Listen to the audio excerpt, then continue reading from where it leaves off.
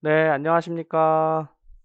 네, 오늘 기출분석 강의, 선생님들 이렇게 뵙게 돼서 반갑습니다. 이 강의가, 이제, 원래 이론 강의와 그 순서를 생각해 보면, 예전에는 제가 이렇게도 강의를 했었어요. 이론 강의를 하기 전에 기출분석을 먼저 하고, 그리고 나서 이론 강의를 한 적도 있습니다. 이게 이제 순서에 따라서 어떤 게 먼저 가는 게 더 좋은가는 생각하기에 따라 좀 다른데, 이제 기출된 문제들을 쭉 훑어보면서 어떤 이론들이 중요하겠다, 이렇게 따져간다라고 보면 이 순서가 더 맞죠. 근데 이제 여러 해 강의를 하다 보니까 이렇게 하면요, 기출 문제를 다 까먹으시더라고요.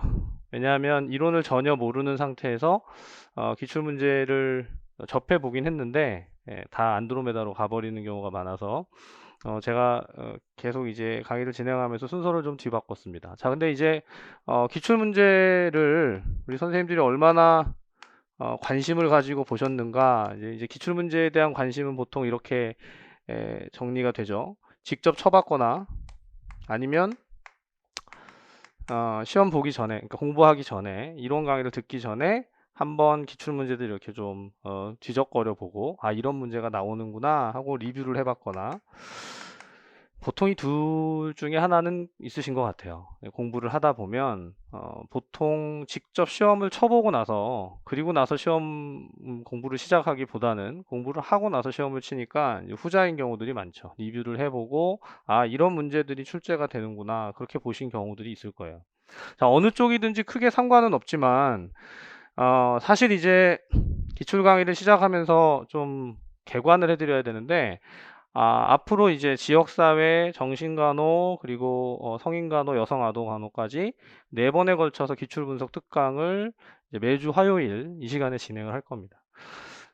길다면 길고 짧다면 짧은 시간인데 각 과목별로 본다면 결코 이게 긴 시간이 아니에요. 사실은 출제된 문제들만 세보면 지역사회간호학만 제가 기출문제집에 과거에 넣었던 기출문제집에 넣었던 문제의 수를 보면 200문제가 넘거든요.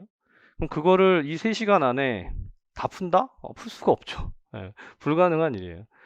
그렇다고 그럼 그 문제들을 하나하나 200문제를 계속 풀어간다. 우리가 보통 문제풀이를 하면 한 주에 22문제 정도를 풉니다. 영역별 문제풀이에 가면요. 그럼 그렇게 푸는 걸 곱하기 8 하면 얼마예요? 200문제가 안 되죠. 196문제잖아요. 그러면 8주를 내내 풀어도 기출문제 풀다가 그냥 끝나버려요. 문제 자체만 풀어간다라고 본다면. 자, 그래서 이제 좀 스마트하게 전략적으로 효율적으로 접근을 해볼 필요가 있다고 봅니다. 그래서 이제 오늘 진행하는 기출분석 특강이 이제 5월달, 6월달 강의에 있어서 가장 기초적인 강의예요. 그러니까 이제 기출분석을 하면서 지역사회간호학의 기본을 보고, 그리고 이제 지역부터 시작해서 정신, 성인, 여성, 아동으로 순서대로 기출분석 특강이 진행이 됩니다. 제가 밴드에서도 설명을 드렸는데 이 강의가 우선 쭉 가고요. 그리고 이제 같은 주차에 진행하게 되는데, 이제 심화 분석, 이번 주 목요일부터 심화 분석 강의가 있죠. 심화 분석 강의도 역시 같은 순서대로 지역, 정신, 성인, 여성, 아동으로 가요. 차이는 뭐냐면 얘네는 한 주씩 가고, 여기는 얘가 2주, 정신간호 2주, 성인이 2주, 여성, 아동이 2주 이렇게 갑니다. 그리고 이제 세 번째 심화 특강이 있죠.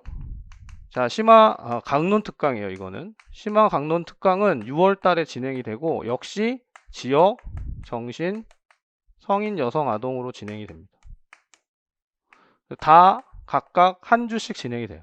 그러니까 이렇게 세 파트가 진행이 되면 우리가 이미 진행했던 기본 이론, 자, 이제 선생님들 기본 이론 강의를 기본적으로 들으시고 공부하셨다라고 전제를 하는데, 혹 기본 이론을 안 한 상태에서 기출 분석부터 시작하더라도 기출 분석, 그 심화 분석, 심화 강론까지 각각의 영역들을 적어도 세 번은 5월 달에 만나게 돼 있습니다.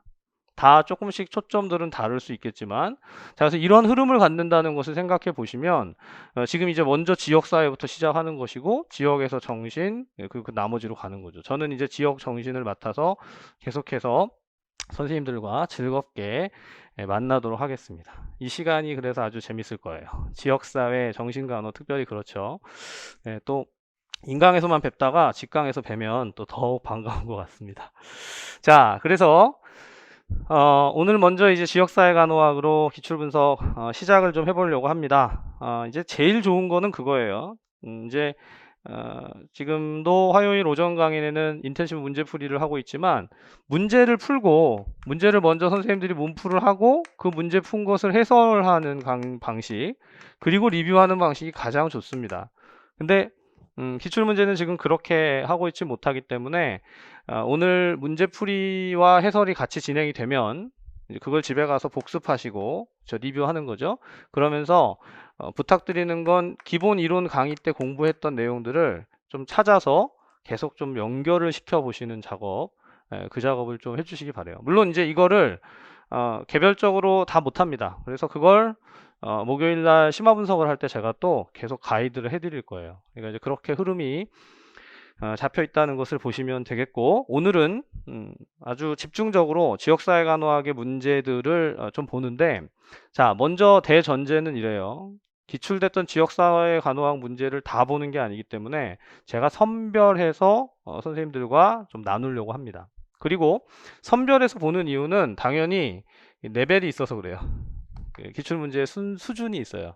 그래서 아주 그 수준이 낮은 것부터 중간 정도, 최상 뭐 이렇게 나눌 수 있는데 굳이 이걸 뭐 A, B, C 이렇게 나누진 않을 거고요. 오늘 다루는 게 약간 기본적인 문제들이다라고 보시고, 그리고 이제 심화 분석이나 이후에 이제 제가 가이드를 해드리면서 풀어갈 것이 난이도가 좀 높은 것이다. 또는 최근에 출제된 가장 좀 근접한, 제가 볼 때는 3년에서 5년 안에 출제된 기출분석 문제를 선생님들이 거의 80% 이상 풀어낼 수 있다. 좀 자신감 있게 해결할 수 있다고 한다면 올해 기출문제에 대한 준비는 어느 정도 됐다고 봅니다. 근데 대부분 보면요, 가장 근거리에 있는 기출문제들을 잘 못 풀어요. 아시죠? 네. 지나간 거는 많이 봤으니까 좀 익숙해진 것 같은데 최근 거, 특별히 바로 지난해 거, 또 지지난해 거 이런 것들을 풀어내라고 하면 잘 풀리지 않는 것을 보게 됩니다. 그러니까 뻔히 자료가 있는데도 못 푸는 거죠. 왜 그럴까는 우리가 서로 알기 때문에 느낌 아니까 굳이 얘기 안 해도 될 것 같고, 그걸 이제 연습해가는 과정이 기출문제 풀이다라고 생각하시면 좋겠습니다. 자, OT에 준해서 간략하게 좀 말씀드렸고요. 시간이 많지 않기 때문에 바로 좀 본론으로 들어가 보겠습니다. 자, 첫 번째 문제. 문제들을 하나하나 읽고 문제에 대한 해설을 하는 방식이기도 하지만 제가 조금 강조해 드리고 싶은 것은 자료는 여기 다 있잖아요. 그쵸? 문제와 답이 있어요. 그러니까 사실은 강의가 아니고 이 문제와 답을 읽으면 문제가 이렇게 나왔고 답은 이것이고 이렇게 연결하면 되겠구나 충분히 학습할 수 있습니다. 그러니까 이번 시간에 알아가셔야 하는 건 뭐냐면 지금 이제 1번부터 제가 설명을 드릴 텐데 이 문제의 구조나 이 문제에서 핵심적인 쟁점, 키워드가 뭔가, 뭘 도대체 이런 방식의 문제에서 출제하고 있는 건가를 보면 같은 평행된 다른 형태의 문제들을 예상할 수 있습니다. 그래서 자, 첫 번째 문제를 딱 보면요. 문제가 베티 뉴만의 건강관리 체계 이론이에요. 자, 사실 우리가 이론 강의를 하다 보면 이론 강의 안에서 지역사회 간호를 배우면 제가 가장 그 이론 강의 첫 시간부터 지역사회 간호의 이론을 중요하게 강의를 해드리잖아요. 기억이 나시죠? 네, 벌써 이게 1월 달에 한 거니까 까마득할 수도 있어요. 네, 물론 이제 선생님들이 각자 최근까지도 공부를 했다면 또 기억이 날 텐데, 자, 이 지역사회 간호 이론을 가지고 뭘 했는가? 이론을 가지고 실제를 설명합니다. 실제를 설명해요. 지역사회에서 일어나는 간호, 지역사회 간호의 현상들, 실제들을, 현상들을 풀어주는 게 이론이에요. 근데 그 이론들이 하나가 아니라 종류가 여러 가지가 있다. 자, 도대체 어떤 이론을 가지고 이 실제를 설명하는 것인가가 관건인데 다름 아니라 뉴만의 이론이다 라고 했습니다. 그러면 지금 이 문제와 상관없이 그냥 뉴만 이론을 머릿속에 떠올렸을 때 뭐가 생각나세요? 뉴만의 이론이 어떻게 구성되어 있는가? 자, 뭐죠? 머릿속에 이 이론의 구성 요소들이 떠올라야 합니다. 한 문제를 딱 보고 그 문제에서 다뤄진, 자, 여기 뉴만의 건강관리 체계 이론이 이렇게 왔을 때 이 이론의 구성 요소에 뭐가 있는가? 이게 머릿속에 기본 구조부터 정상방어선, 유연방어선, 그리고 저항선, 그리고 1차 예방, 2차 예방, 3차 예방, 이런 개념들이 머릿속에서 빠른 속도로 떠올라야 되죠. 그래야 문제를 풀 수 있어요. 자, 그러니까 오늘은 지금 이 기출 분석을 한다는 건요. 모든 문제가 다 내가 공부했던 것 중에서 어떤 걸 끌고 와서 이 문제를 지금 만들었는가를 정확하게 한번 익혀보는 작업입니다. 자, 그래서 이거 보면 체계 이론에 근거해서 지역사회를 사정하고자 한다. 자, 중요 단어가 지역사회 간호의 이론을 가지고 실제에서 어세스먼트를 하려고 한다. 사정을 하려고 한다. 또는 어떤 게 나올 수도 있을까요? 평가를 하려고 한다. 일 수도 있고 중재를 하려고 한다. 일 수도 있어요. 근데 여기서는 이걸 하겠다라고 했죠. 그러면 이 이론이 구성 요소를 가지고 여기서 나오는 구성 요소를 가지고 지역사회를 사정한다는 의미가 뭔지를 정확하게 알아야 문제를 푸는 겁니다. 객관식 문제든 주관식 문제든 결국 주어진 그 이론이 어디에 포인트를 두고 있는가. 아니나 다를까 문제 안에서 더 세밀하게 핵심 개념과 하위 영역에 따라서 사정 내용이 옳게 연결된 것은, 그러니까 기출 문제를 이렇게 단락단락 그 문장 단어 하나하나 읽어가는 것 자체가 이미 분석이에요. 자, 선생님들이 보통 기출 분석했냐고 하면 문제 풀어봤어요. 저 그거 풀었는데 맞췄어요. 틀렸어요. 이렇게 얘기하는데 그건 분석이 아니에요. 그래서 이렇게 보고 나면 그 다음 나오는 지문들도 마찬가지입니다. 자, 보기에서 기본 구조, 방어선, 또 방어선에서 정상 방어선, 또 스트레스원. 제가 스트레스원 여기 빼먹었는데 스트레스원. 스트레스를 안 받나 봐요. 그렇죠? 스트레스원. 스트레스원이 방어선을 뚫고 구조까지 들어올 수 있는 그런 구조죠. 그게 이제 뉴만의 건강관리 체계 이론의 핵심입니다. 자, 이미 지금 시작하면서 다른 거 하나도 안 보고 뉴만의 건강관리 체계 이론, 뉴만의 건강관리 체계 이론을 보면서 그 안에 구조들에 대한 것을, 그 안에 그 구성 요소들에 대한 것을 풀었는데 그 구성 요소를 이야기하면서 막상 문제 안에 들어가 보면 그 구성 요소 각각이 어떻게 설명되는가, 구체적으로. 그쵸?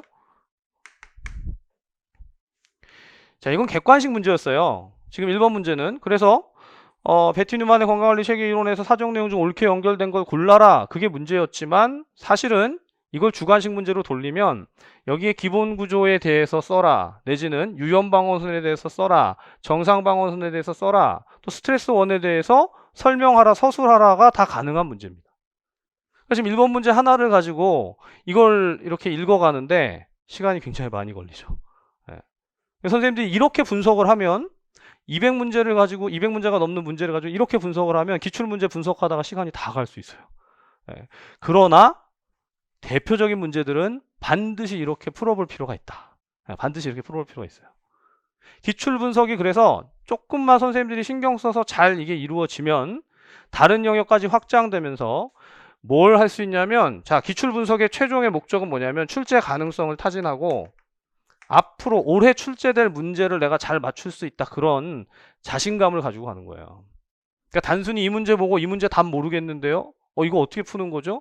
뭐 이렇게 얘기하고 내가 모르는 거니까 이런 거 또 나오면 또 틀리겠네요, 이런 생각하는 게 아니고, 이 문제는 이미 출제됐지만 이걸 가지고 유사한 방식으로 출제됐을 때 내가 맞출 수 있겠다, 맞출 수 있겠죠. 자신감을 가지고 화이팅. 선생님들이 자신감이에요, 결국은. 시험은. 제가 오늘 우리 선생님들이 계시니까 되게 반갑고 좋은데, 그 코로나의 과정 속에서 강의를 여기서 하다 보니까 자신감을 상실하더라고요. 왜냐면 선생님들이 없잖아요. 이 카메라만 있죠. 카메라하고 계속 카메라 안녕 이러면서 카메라랑 화이팅 하고 자신감이 점점 상실되는 거예요. 근데 이제 이렇게 생각했죠. 저 카메라 너머에 선생님들이 똑같이 있다. 열심히 공부하고 있다. 이 생각을 하고 견뎌왔더니 오늘에 이르렀습니다. 얼마나 기쁜지 모르겠어요. 네. 자, 그래서 이 1번 문제를 보면서 이 지역사회 간호 이론에, 어서 오십시오. 지역사회 간호 이론의 그런 구성 요소들을 실제로 어떻게 풀어가는가를 잘 살펴봐야 한다. 개념을 알아야 되고 그 개념을 적용하는 것이죠. 자, 근데 이 문제는 문제가 좀 있어요. 제가 1번은 조금 더 설명을 드려야 될 것 같은데, 니을 같은 경우에 보면, 자, 선생님들 기본 구조, 방어선, 그리고 스트레스 원 이렇게 있을 때, 스트레스 원에는 체계 간만 있는 게 아니라 체계 내, 체계 외, 체계 간, 보통 이렇게 세 가지로 구분이 되죠. 그러면 자, 체계 간 요인의 물리적 환경이 맞습니까? 아니죠. 그럼 뭘까요? 이게 체계 내인가요? 체계 외인가요? 네, 왠지 막 이게 헷갈릴 수 있거든요. 내도 될 수 있고 외도 될 수 있다. 해석하기에 따라서. 자, 중요한 건 체계 간은 아니다라는 거죠. 예, 그게 이 객관식 문제에서는 문제를 골라내는 의미였지만 실전에서는 뭐예요? 답을 써야 돼요. 네, 답을 써야 됩니다. 정확하게 문제를 풀어서 거기에 맞는 기임 내지는 서술을 해낼 수 있는가. 그게 관건입니다. 자, 그래서 이제 계속 그렇게 풀어가겠지만 선생님들께서 일단 이런 기출문제를 바라보는 관점, 제가 이제 이런 용어를 많이 쓰잖아요. 관점이나 시각, 방법 좀 잘 확립을 해놔야 한 문제 한 문제 풀어갈 때 좀 도움이 될 것 같아요. 네. 이미 기출문제를 많이 풀어봤다. 나는 지금 이제 푸는 문제들을 다 이렇게 팔짱 끼고 다 알 수 있다. 그렇지 않죠? 네, 뭐 마스크 쓰고 있으니까 알 수가 없어요. 답을 하는지 안 하는지. 자, 그래서 저는 이렇게 항상 말씀드려요. 기출문제 전체 다 푸는 게 중요한 게 아니고 선생님들이 기출문제를 10문제를 풀어도 또는 한 문제를 풀어도 그 한 문제가 어떤 방식으로 출제됐는지를 정확하게 관통하면 그 방식으로 나머지의 영역을 공부하면서 충분히 출제 가능성을 잡을 수 있다. 그걸 물론 선생님들이 홀로 하는 게 아니라 제가 이후에 심화 분석이나 영역별 문제풀이나 계속해서 문제를 가지고 연습하게 돼 있습니다. 그러니까 그런 이제 자신감을 가지고 한 문제 한 문제 좀 시도해 보시고 연습해 보시기 바래요. 이 기간 안에. 자, 그래서 오늘은 지역사회인데 지역사회 간호학의 문제들을 그런 방식으로 좀 살펴보는 겁니다. 자, 두 번째 문제를 한번 볼까요? 자, 여기 이제 문제 1번은 그렇게 보시고, 자, 두 번째 문제. 자, 또 그림은 베티 뉴만의 건강관리 체계 모델이에요.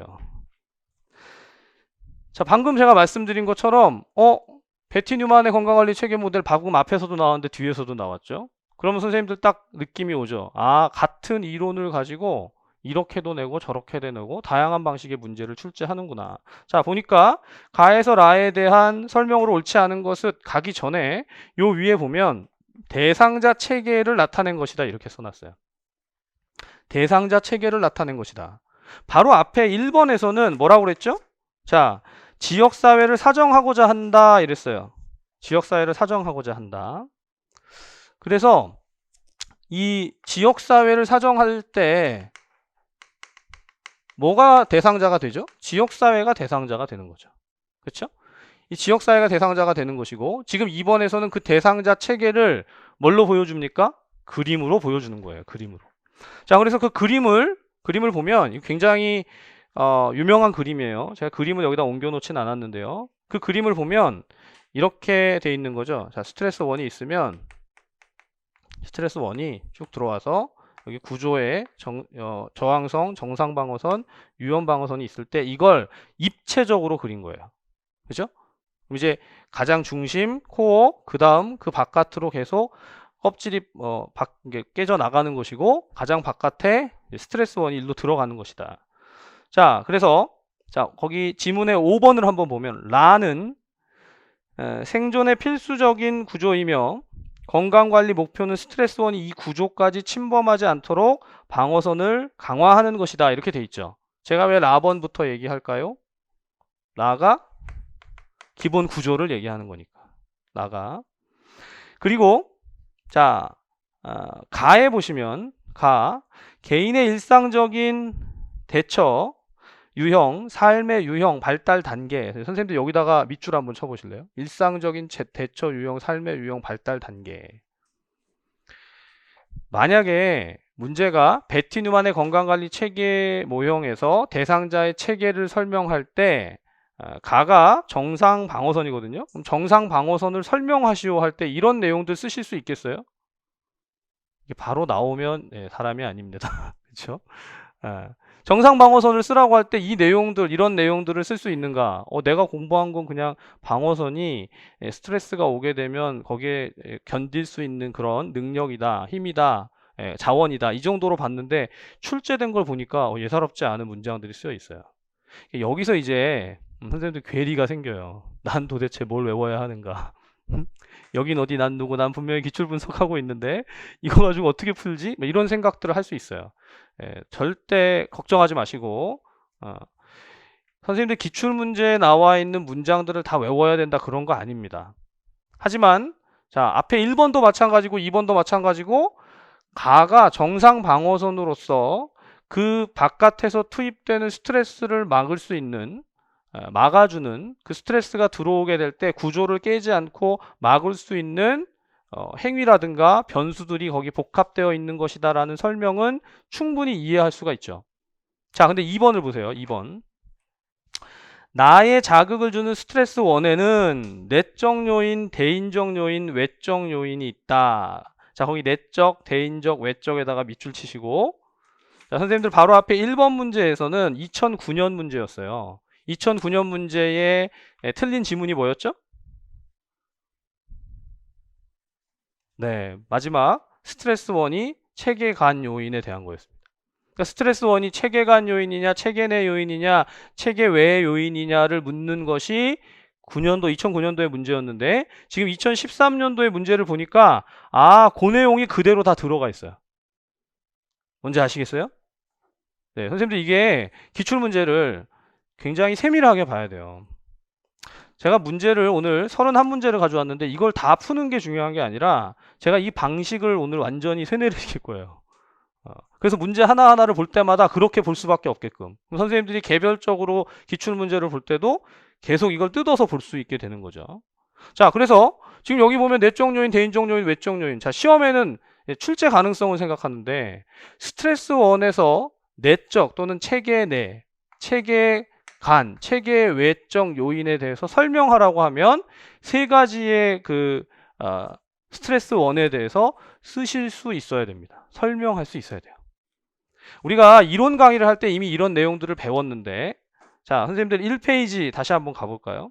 1페이지 가보면 개인의 생활 속에서 평형을 깨트리는 상황이나 성장에서의 위기 등의 긴장을 유발하는 자극이라고 되어 있습니다. 그렇죠?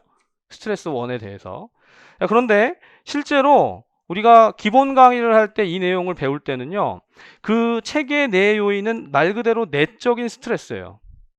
자, 선생님들 내적인 스트레스 그냥 개인적인 차원에서 뭐가 스트레스죠? 불안, 통증, 뭐 상실 이런 거예요. 제가 그 대상포진을 알아보니까 진짜 아파요. 아직도 아파요. 다 낫진 않은 것 같아요. 통증이 이렇게 오래 가는지 몰랐어요. 근데 그 통증이 계속 있는 게 뭐다? 체계 내적인 요인. 체계 내적인 스트레스다. 그럼 체계 간의 스트레스는 뭐냐면 다른 사람이 나에게 역할을 기대한다. 이런 게 체계 간의 요인이죠.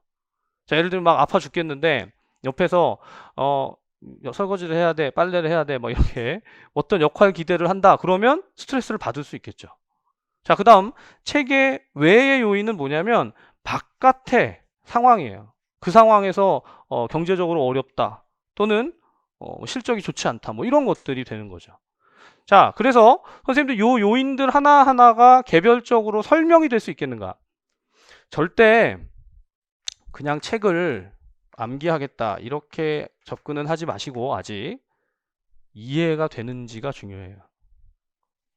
자, 일단 갑자기 지금 그 기출 분석을 딱 하다 보니까 선생님들이 얼마나 지역사회 간호학을 사랑하고 있었는가를 엿보게 되죠. 네, 다들 그런 게 있었구나라는 막연한 표정으로 다들 입은 막고 계시니까 알 수가 없는데 자, 우리가 회상을 좀 해봐야 되죠. 이게 지금 지역만이 아니에요. 지역 끝나고 다음 주에 정신을 가게 되면 정신도 또 한참 저기 안드로메다가 있잖아요. 그리고 나면 또 갑자기 성인이 나오고 이렇게 될 텐데 개별 문제들마다 다 하나하나가 이렇게 객관식 문제일지라도 그 안에서 상당히 중요한 논점들이 담겨 있다라는 걸 볼 수 있죠. 자, 계속 연속해서 좀 볼까요? 3번 볼까요? 3번 보면 나는 한 대상 체계가 오랫동안 유지해온 평형 상태로서 어떤 외적인 자극이나 스트레스 원에 대해서 나타내는 정상적 반응의 범위를 말한다. 자, 여러분 3번은 느낌상 뭔 것 같아요? 왠지 네, 정상 방어선인 것 같죠. 네, 아래쪽에 보면 정상 방어선 설명이라고 써 있잖아요. 네, 정상 방어선 설명이에요. 그러니까 여기 지금 오랫동안 유지해온 평형 상태다. 그러니까 이게 결국 무엇을 설명하는 거냐면 위에 있는 이 삶의 유형, 발달 단계. 아, 이게 결국 같은 설명이구나. 근데 같은 설명인데 전혀 다른 내용들인 것 같잖아요. 연장선상에서 결국 정상 방어선을 풀어놓고 있는 겁니다. 자, 한편 4번 다가 스트레스 원에 의해 함락되면 기본 구조가 파괴되고 이 상태를 방치하게 되면 결국 사망에 이르게 된다. 자, 그게 결국 뭘까요? 저항선이 저항선. 저항선. 저항선이 저항선. 그리고 마지막 라는 이미 본 것처럼 기본 구조에 대한 설명입니다. 자, 선생님들 이걸요. 이 한 문제를 그냥 읽기만 하는데도 지금 시간이 제가 봤을 때 한 5분 이상 걸렸어요. 예. 근데 이거를 같은 맥락에서 문제가 우리에게 출제된다. 2021년 임용에 문제로 출제된다. 그러면 선생님들 베티 뉴만이 아니고 얘를 싹 바꿔서 오렘의 이론이나 로이의 이론이나 그렇죠? 다른 이론, 다른 이론가의 이론 안에서 똑같이 대상자 체계를 나타낸다라고 하면서 아래쪽에다가 이런 구성물을 가져온다면 문제 잘 푸실 수 있겠습니까? 네, 그것에 대비를 하는 거예요. 그래서 우리가 학습을 하는 겁니다. 구성 요소를. 자, 문제의 대부분이 뭐냐면 출제된 문제들의 대부분이 선생님들 이 구조를 아셔야 돼요. 이론이 있고 그 이론에서의 구성 요소를 가지고 설명을 합니다. 그러면 자, 이전에 이런 객관식 문제들은 아, 이 이론에서 구성 요소, 자, 예를 들면 정상 방어선 또는 유연 방어선 또는 스트레스 원을 다음과 같이 설명하는구나. 이거 맞는 것도 같고 틀린 것도 같은데 해서 골라내는 문제였다면 이젠 그게 아니잖아요. 어떻게 해야 되죠? 예, 구성 요소를 설명을 내가 써야 돼요. 내가. 그래서 선생님들 이게 연습이 많이 필요하고 정말 집중적으로 반복하는 게 필요하죠. 자, 그래서 그 출제됐던 문제들 중에 지금 2번, 제가 1번과 2번을 선생님들 같이 지금 봤는데 1번, 2번이 똑같이 뉴만의 건강관리 체계 이론에 대한 것이고 그 이론, 동일한 이론을 가지고 이렇게 각도를 좀 달리해서 문제를 출제하는 것을 잘 익혀둘 필요가 있습니다. 자, 그 다음에 3번으로 가보죠. 3번. 3번. 자, 중학교에서 A형 간염 환자가 발견되어 보건교사는 환자 간호 및 질병의 확산을 방지하기 위한 간호를 계획하려고 한다. 노이의 간호 이론에 따라 자극의 유형과 적응 양상, 적응 모드를 확인하고자 할 때 다음 각 항목에 해당되는 것이 무엇인지 쓰시오. 자, 그래서 이 그 항목에 해당되는 것, 2페이지 거기 문제를 한번 보세요. 자, 선생님들 거기 답을 아직 보지 마시고 한번 써보세요. 자, 제가 딱 3분만 드리겠습니다. 빠른 속도로 한번 답을 메워 보십시오.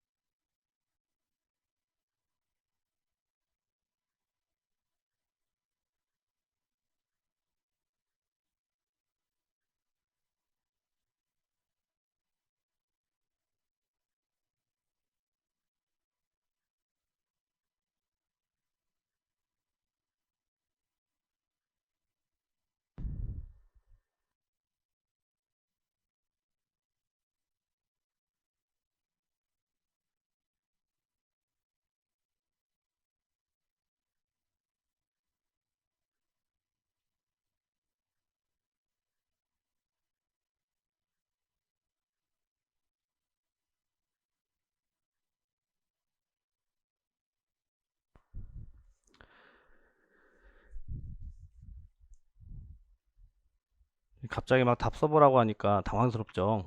네, 뭐 선생님들 쓴 거를 확인할 건 아니니까. 네, 하지만 이제 기출 분석도 그렇고 심화 분석 강의에서나 이후의 강의에서는 갑자기 이렇게 선생님들 훅 들어갈 때가 있을 거예요. 써보세요, 막 이러고. 네, 자, 문제에서 앞에 문제랑 똑같이 한번 비교를 해보세요. 선생님들이 좀 답을 써보셨겠지만 여기는 로이의 이론입니다. 그죠?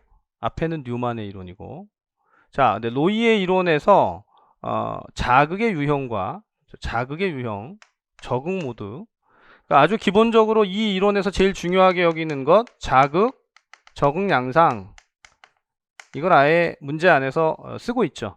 그렇죠? 그러니까 각각 그 이론들에서 제일 중요하게 여기는 개념이 뭔가, 이걸 선생님들 반드시 좀 알아두실 필요가 있어요. 그러니까 바로 앞에 뉴만의 건강관리 체계 이론에서는 이미 봤지만 스트레스원과 방어선이에요. 그래서 그것 때문에 구조가 깨지지 않도록 어떻게 예방할 것인가, 앞에 그 문제를 더 풀진 않았지만 1차 예방, 2차 예방, 3차 예방 이런 것들을 중요하게 여겼죠. 자, 근데 여기서는 자극이 있고, 자극에 이제 중간에 들어가면 대처 기전이라는 것이 있고, 자, 대처 기전은 크게 두 가지로 나뉘죠. 뭐죠? 조절 기전 내지는 조정 기전과 인지 기전으로 나뉩니다. 그러니까 이게 지금 방금 앞에서 뉴만의 건강관리 체계 이론도 한 그 파트로 구성 요소가 정리돼야 되는 것처럼 로이의 이론에 와서도 똑같이 적응 이론에 있어서 들어가게 되는 개념들을, 구성 요소들을 떠올리실 수 있어야 돼요. 자, 근데 그게 떠올랐다면 문제 안에서 이 페이지에서 A형 감염의 이환이라고 했습니다. A형 감염의 이환. A형 감염의 이환은 뭐에 해당되느냐? 자극 중에서 어떤 자극이냐? 그럼 분명히 자극 안에 자극이 하나가 아니라 여러 가지 종류가 있다는 거죠. 뭐가 있어요? 초점 자극, 관련 자극, 연관 자극 내지는 잔여 자극으로 나누어지죠. 그렇죠? 그럼 벌써 이 세 가지 중에서 얘네들에 해당하는 걸 골라내야 된다. 이게 문제가 됩니다. 자, 그 다음 바로 밑에 적응 양상을 보니까, 적응 모드를 보니까 적응 모드, 적응 양상에서도 이게 생리적인 양상이냐, 여기다 쓰죠. 양상, 적응 양상,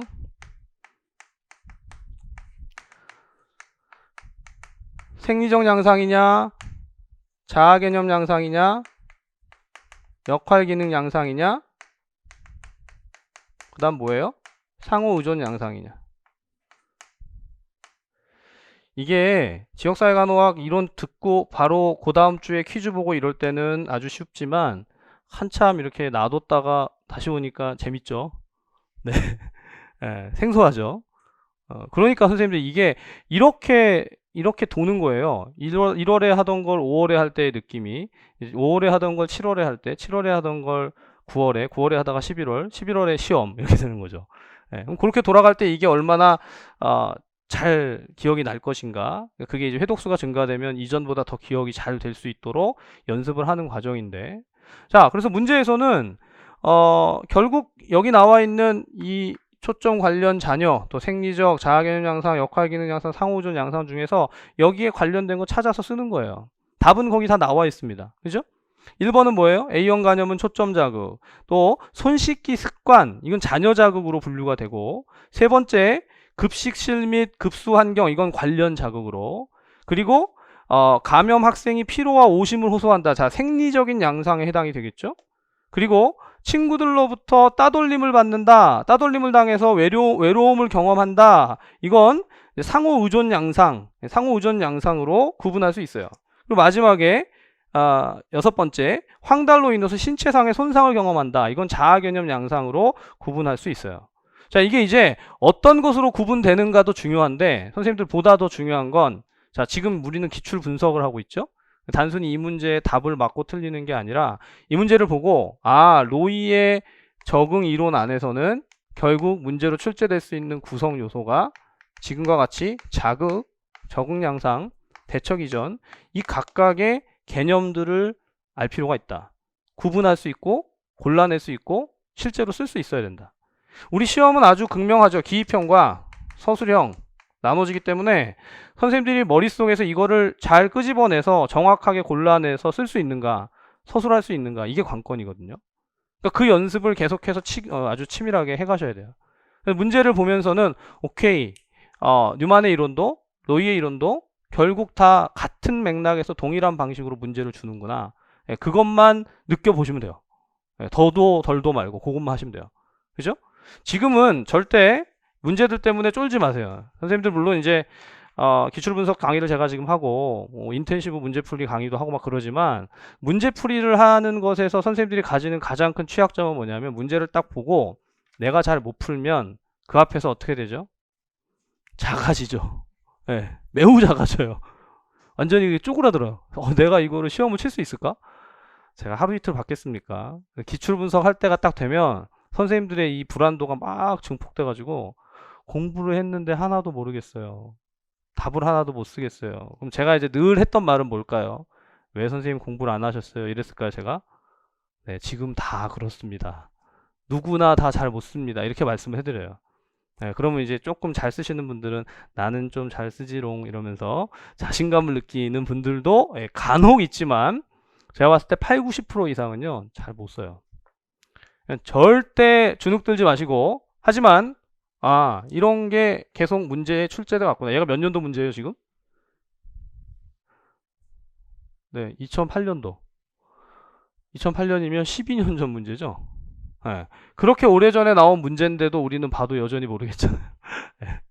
그러니까 이제 이런 방식의 문제가 계속해서 반복돼 왔다는 것을 선생님들이 염두에 둘 필요가 있어요. 그게 자, 심화 분석에 가면 제가 더 기출 문제를 더 최근 문제를 가지고 조금 더 나이스하게 바뀐 걸 보겠지만 기초적인 문제들 안에서 문제는 이 방식으로 출제되는구나. 이걸 딱 익혀두고 결국 이론을 공부할 때 다시 학습을 하고 복습을 할 때도 그 관점에서 돌아가야 됩니다. 여기서 이 이론에서는 그 구성 요소가 뭐가 있더라. 이게 선생님들 머릿속에서 다다닥 나와야 돼요. 그렇죠? 네. 화이팅. 자, 그래서 3페이지 4번 볼까요? 보건교사가 오렘의 자가간호 이론에 근거하여 간호 활동을 제공하려고 한다. 자, 이걸 딱 읽고 선생님들 이 문장을 딱 읽고 자가간호 이론에 근거하여 간호 활동을 제공하려고 한다. 이제 아마 처음 1번 문제를 볼 때보다는 이 기출 분석을 할 때 문장이 조금 더 문장이 막 이렇게 보일 거예요. 이걸 잘 읽어야 되는구나. 왜죠? 처음 1번에는 뭐였어요? 간호 사정을 한다고 그랬고, 두 번째는 대상자 체계를 본다고 했고, 그쵸? 이렇게 조금씩 용어가 다른데 그게 선생님들 결국은 현재의 시점에서 문제로 만들어질 수 있어요. 그러니까 지금 이것도 자가간호 이론에 근거해서 간호 활동을 제공하려고 한다. 그러면 오렘의 자가간호 이론은 간호 활동에 대한 어떤 표현들이 있을 수 있다는 것을 생각할 수 있습니다. 자, 근데 문제를 보니까 어떻게 돼 있냐면 다음 제시된 간호 문제가 자가간호 필수 요구 유형 중에 어디에 해당되는지 각각 쓰고, 자, 자가간호 필수 요구의 유형이라고 벌써 나와 있잖아요. 이론 강의를 잘 들었어도 이게 딱 머릿속에 새겨지는 경우는 쉽지 않아요. 잊어버렸을 가능성이 커요. 다시 또 기억하면 됩니다. 근데 자가간호 필수 요구, 이거 보통 제가 설명드릴 때 어떻게 설명드리냐면 선생님들한테 자가간호 요구가 있고 그 다음 뭐가 있다고 그랬죠? 자가간호 역량이 있다고 그랬죠. 그래서 자가간호 요구가 역량을 초월할 때 어떻게 된다고요? 자가간호 결핍이 발생한다. 이게 우리가 이론 강의 때 공부했던 거예요. 자, 그래서 지금 자가간호 필수 요구의 유형 중에서 무엇에 해당되는지 각각 쓰고, 그리고 자가간호 결핍이 발생하는 이유를 오렘이 제시한 두 가지 개념을 이용하여 두 줄 이내로 쓰시오. 지금 방금 제가 설명드린 걸로 답이 쓰여지죠? 자가간호 요구가 자가간호 역량을 초과할 때 자가간호 결핍이 발생한다. 그럼 두 가지 개념을 가지고 이거 풀었잖아요. 맞죠? 핵심은 그거예요. 자, 그런데 문제에서 뭘 더 물어봤냐면, 여기 보면 오렘에서, 자, 거기 3페이지 오른쪽에 보시면 골절 부위에 심한 출혈로 인한 의식장애, 맞죠? 자, 자가간호 요구 중에 뭐가 있어요? 일반적 자가간호 요구가 있고, 발달적 자가간호 요구가 있고, 또 뭐가 있죠? 건강, 이탈, 자가간호 요구가 있습니다. 제가 지금 선생님들 이렇게 칠판에다가 풀어내는 것을 선생님들이 풀어야 돼요, 사실은. 그죠? 자가간호 요구가 있는데 그 자가간호 요구에는 세 가지 종류가 있다. 일반적 자가간호 요구, 발단적 자가간호 요구, 건강이탈 자가간호 요구가 있다라는 것을 생각해내면서 그럼 얘네들 각각은 어떻다? 다르다. 일반적 자가간호 요구는 뭘까요? 말 그대로 일반적인 거예요. 그죠? 생존하는 데 필요한 기본적인 공기라든가 물이라든가 이런 것에 대한 요구가 만족이 됐는가 안 됐는가 하는 겁니다. 자, 발달적 자가간호 요구는 뭘까요? 발달적 자가간호 요구는 발달하는 과정에 있어서 뭐 초경이라든가 임신을 했다거나 가족이 사망했다거나 이런 것들에 있어서의 간호 요구가 있다. 그럼 건강 일탈은 뭐죠? 지금 문제에 나온 것처럼 첫 번째, 골절 부위에 심한 출혈로 인해서 의식장애가 발생했다. 이게 건강 이탈 자가간호 요구라고 볼 수 있죠. 맞죠? 그러니까 지금 문제에서 골절 부위에 심한 출혈로 인한 의식장애다. 이건 건강 이탈 자가간호 요구가 될 것이고, 운동 후에 발안에 따른 일시적 갈증이다. 이건 뭐예요? 일반적 자가간호 요구가 될 것이고, 초경에 대한 지식 부족과 관련된 부적절한 대처다. 이건 발달적 자가간호 요구라고 기입할 수 있겠죠. 자, 선생님들 굉장히 문제가 명쾌한데 만약에 우리가 이걸 모른다면 못 풀어요. 못 풀어요. 아니, 당연한 얘기 아니냐. 모르면 못 풀지. 그게 아니라 지금 이 1번부터 4번까지 문제는 선생님들 이렇게 생각하시면 돼요. 전형적인 문제, 전형적인 문제. 근데 거꾸로 지금 여기 나와 있는 기출문제들을 머릿속에 잘 익히잖아요. 정확하게. 그러면 이후에 이 문제들을 기반으로 해서 어떤 문제가 만들어지더라도 문제를 풀 수 있고, 그쵸? 해결할 수 있는 가능성이 있습니다. 네, 그런 자신감을 좀 갖도록 뭘 해야 될까요? 그 이론들을 잘 익혀가는 게 필요하죠. 네, 그러니까 가장 많이 출제됐던 영역 중에 대표적인 몇 개를 뽑으면 그 중에 얘가 베스트 5위 안에 들 거예요. 이 이론들이. 자, 그래서 지금 4페이지까지 봤습니다. 4페이지까지. 선생님도 불과 4문제밖에 안 봤지만, 이런 방식으로 그러면 지역사회 간호학의 이론에 해당되는 것들은 다 문제가 조합되고 만들어질 수 있겠구나를 생각하시면, 그러면 준비를 하면 되겠죠. 그렇죠? 다시 복습으로 돌아가는 거예요. 내가 지역사회 간호학을 좀 멀리 해놨는데 지난주까지 무슨 공부를 열심히 하셨어요? 아동 간호를 열심히 하셨겠죠? 네. 그러니까 이제 아동은 잠시 또 두고 지역사회로 다시 돌아가면서 같이 또 반갑다 친구야 이러면 돼요. 오랫동안 못 봤구나 이렇게 같이 공부를 해가면 되는 시작이 된 거예요. 이제 저랑 같이 열심히 공부하셔야 돼요. 별로 안 좋은가 봐요. 네. 자, 선생님들 잠깐 쉬었다가 계속해서 5번부터 또 풀어가도록 하겠습니다.